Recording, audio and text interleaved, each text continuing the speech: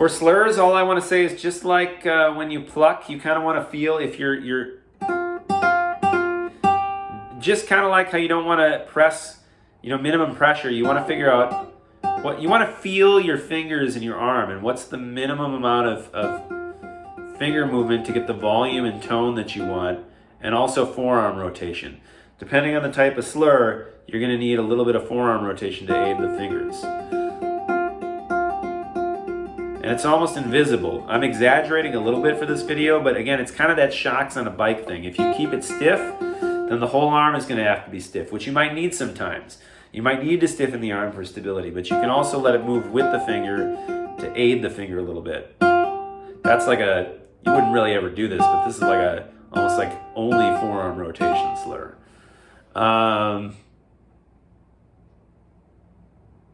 The other thing too is you kind of want to feel the whole alignment. When you're working on a piece like this Barrios, you kind of want to feel like if I'm out like this, now I'm tense here from holding it up, so I want to let that drop. If I were to try to reach with the fingers, that would be hard, so I need to rotate and wrist a little bit.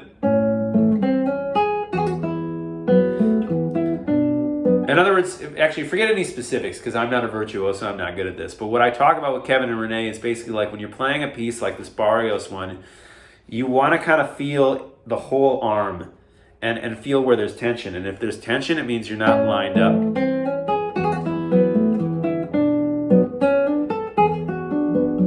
Like here, if I tried to reach without bringing things in to get to that B minor chord, it would be kind of difficult. So in other words, if you want to kind of align it by saying, do I sound consistent? Like, am I really sloppy or am I hitting all the notes and getting a good sound every time? And does it feel like there's a lot of muscular exertion or tension?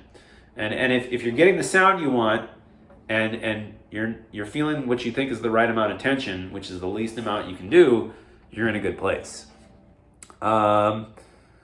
As far as slur exercises go, pumping nylon, Iznaola, path to virtuosity, Carlavaro, and then extracting from pieces. I think one of the most underrated technique exercises is just finding all the slurs in your piece.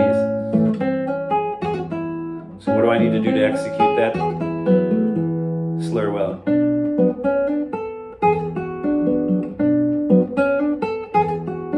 Just isolate different slurs in your piece and work on them until you get the right feeling and the right sound. That's pretty much it for slurs.